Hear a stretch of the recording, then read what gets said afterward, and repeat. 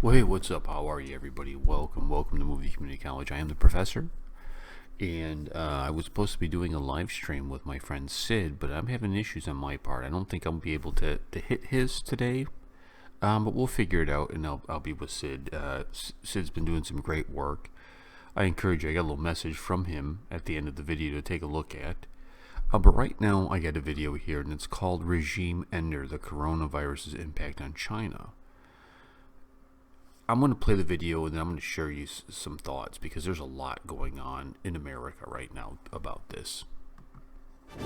The CCP coronavirus could be a regime ender for the Chinese Communist Party. Find out how economic turmoil might bring down the regime.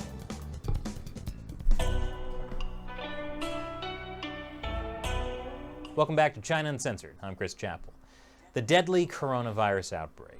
I'm calling it the CCP coronavirus, or just CCP virus for short, since the Chinese Communist Party is to blame for letting it spread in the first place. Of course, nowhere has the CCP virus had a more devastating impact than inside China. And the Chinese Communist Party is concerned, not so much about all the people that have died from it, but about the economic downturn it's led to. It could be a fatal blow to their rule.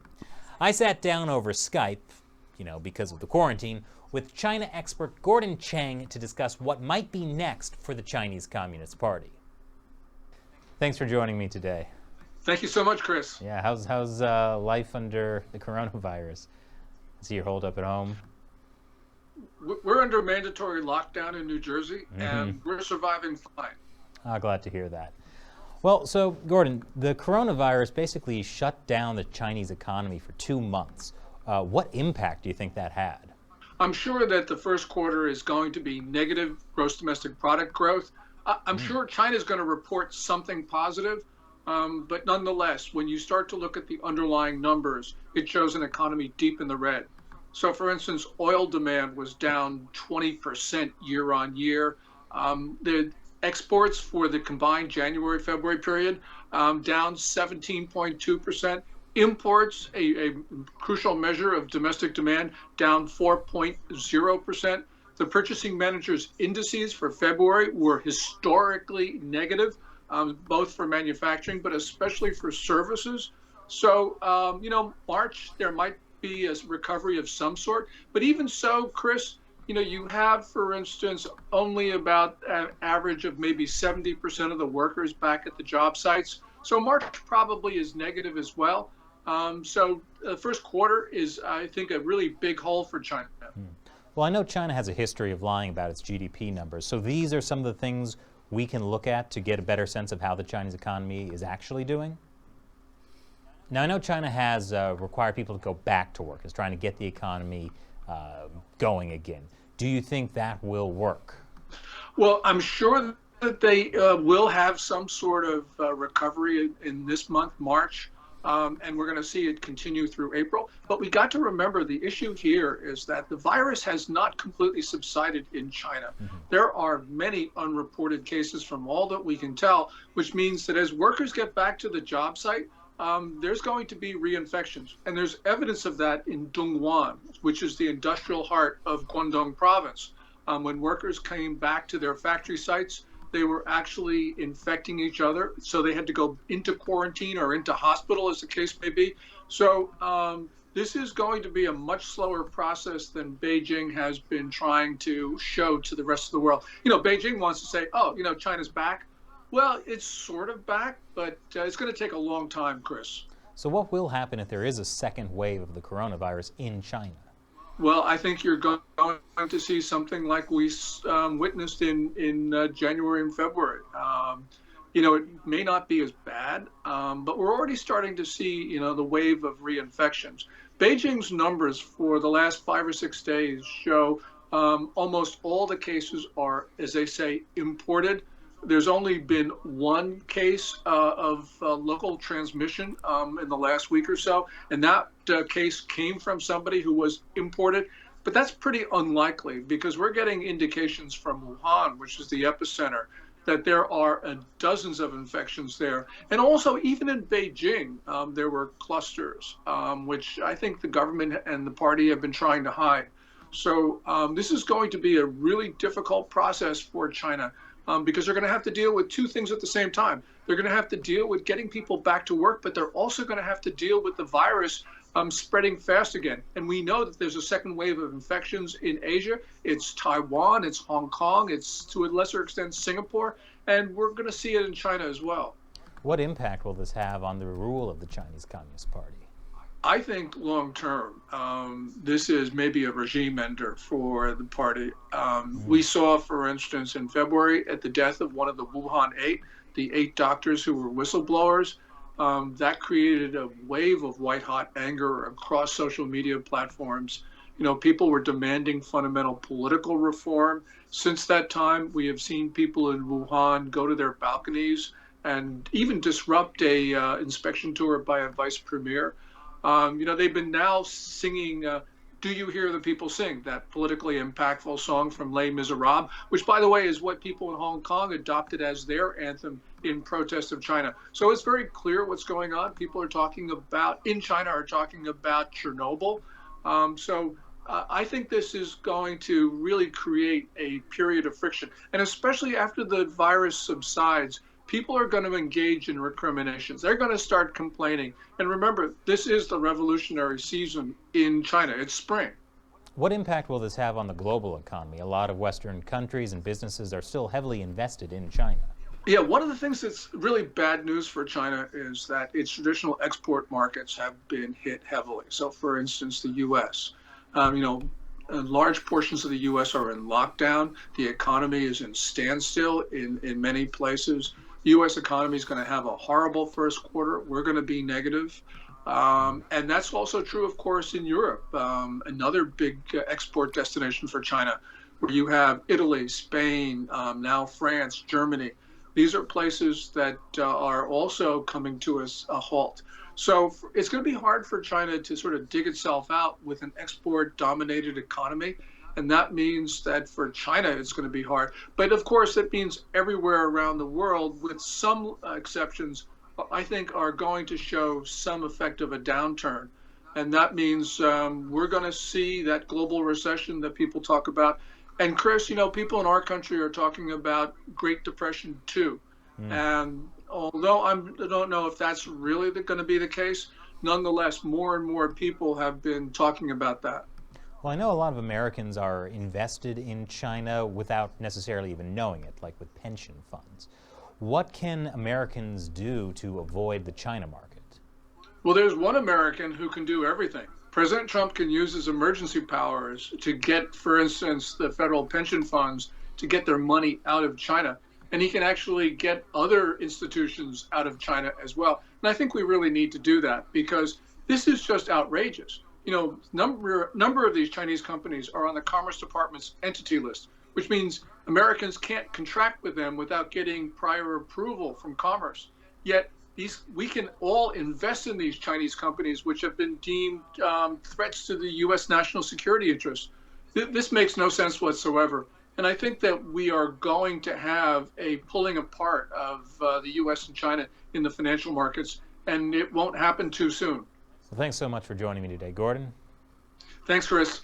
And for those of you watching, be sure to check out America Uncovered, where we'll have a follow-up episode with Gordon about South Korea and North Korea's changing relationships. Check it out. Great video. What is this?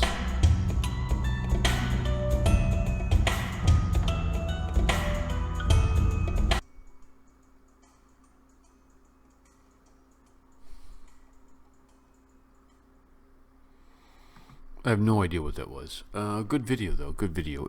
One of the comments I hear a lot about in our comments is, why doesn't America punish China? Donald Trump first came out, and he was very angry, and he would say things, the Wuhan virus, the Chinese plague, this is China.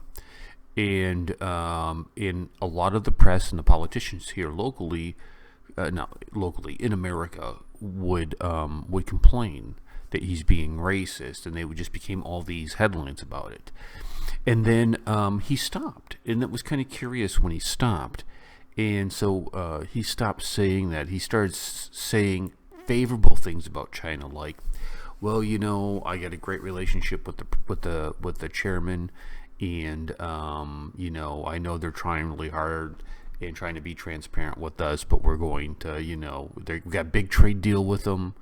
They're to buy billions of dollars of farm goods stuff, and it kind of went for a little bit, and everything died down, and it looked like, well, maybe nothing's going to happen. An investigation is going on. An investigation is going on. Let me say it a third time. An investigation is going on. And facts are starting to come into the State Department, Department of Defense, into the White House. And what we're finding out is that this virus came from the level 4 lab. And I was the first one to say this. I really was. I hate to be that guy. When this first broke, in January, I told you that this wet market was close, very close to a biolab, a hazardous biolab, in that it was engineered. And lo and behold, here we are. Here we are. So what does that mean? Well, what that means is this was a level 4, which are viruses that can kill you, and they were engineering it. The more that we dig and the more that America presses, the more China's story falls apart. Okay, so they said it was from the wet market, and it was not from the wet market. It's now from this disease center, and they've been destroying evidence. They've been stalling, and I think what is happening is, this is what I think has happened. They had this virus. They were doing things with this virus that probably violate, maybe the Geneva, some kind of, world code ethics. And back in,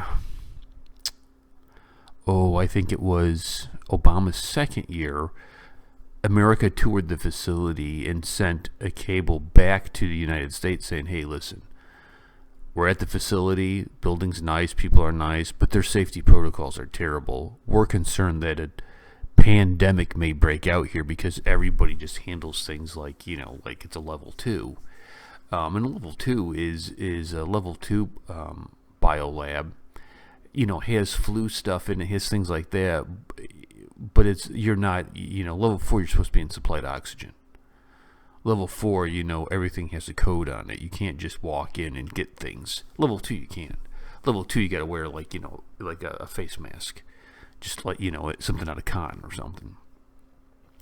So as this information is getting back to America, the politicians are getting furious, dude. So this is what's going on in America.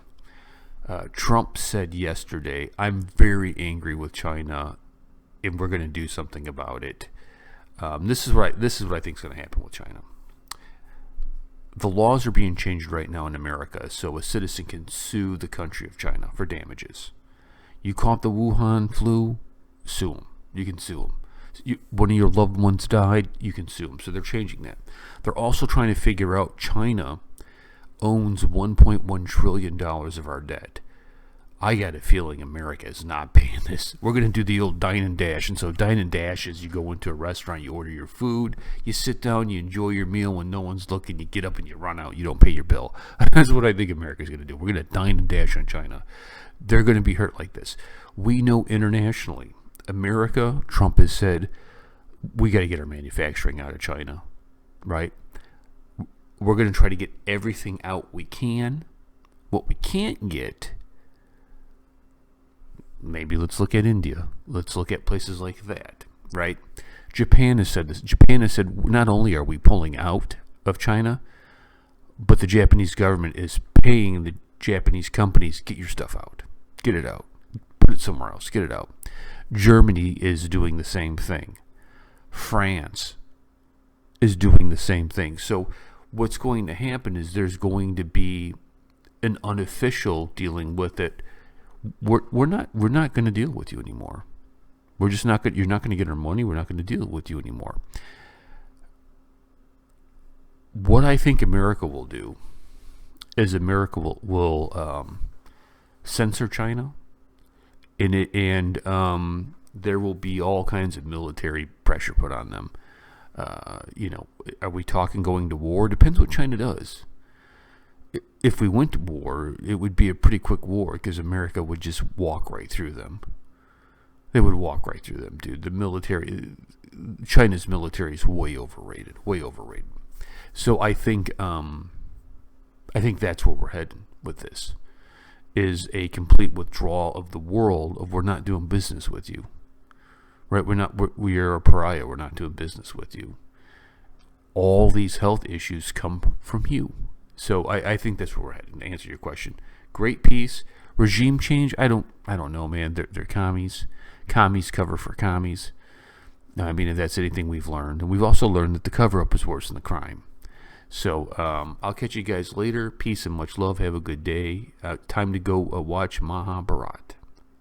नमस्ते दोस्तों, अगर आप ये सोच रहे होंगे कि professor के शो में मैं क्या कर रहा हूँ और मैं कौन हूँ, तो मैं आपको बता दूं, मैं वही हूँ जिसके बारे में प्रोफेसर ने आपसे कई बार बात की है और मेरे बारे में बताया है। जी हाँ, मैं उनका बहुत अच्छा मित्र, बहुत अच्छा दोस्त हूँ और मुझे लोग सिड के नाम से जानते हैं। और मैं एक इंडियन अमेरिकन हूँ। हम यहाँ पर pro India, pro Bharat, pro Hindu causes के लिए काम करते हैं, चाहे हिंदुस्तान में हो या अमेरिका में। और हमारा खुद का एक चैनल है इंडस लेंस, तो आप उसके लिए प्लीज़ प्लीज़ प्लीज़ हमारे यूट्यूब चैनल इंडस लेंस को सब्सक्राइब करें। और जैसे प्रोफेसर ने आपको बताया, मैंने और उनके साथ पहले कोई रेडियो शोज किए हैं। अब हम फिर से जो इंडस लेंस के इंटरव्यूज़ और रिव्यूज़ हम करते हैं जो pro India, pro Hindu issues पर, हम वो darkskyradio.com पर फीचर करने जा रहे हैं। तो आप ज़रूर सब्सक्राइब करें हमारे इंडसलैंड यूट्यूब चैनल को और ज़रूर हमारे रेडियो शोज़ को darkskyradio.com पर ज़रूर सुनिए। नमस्ते, जय हिंद।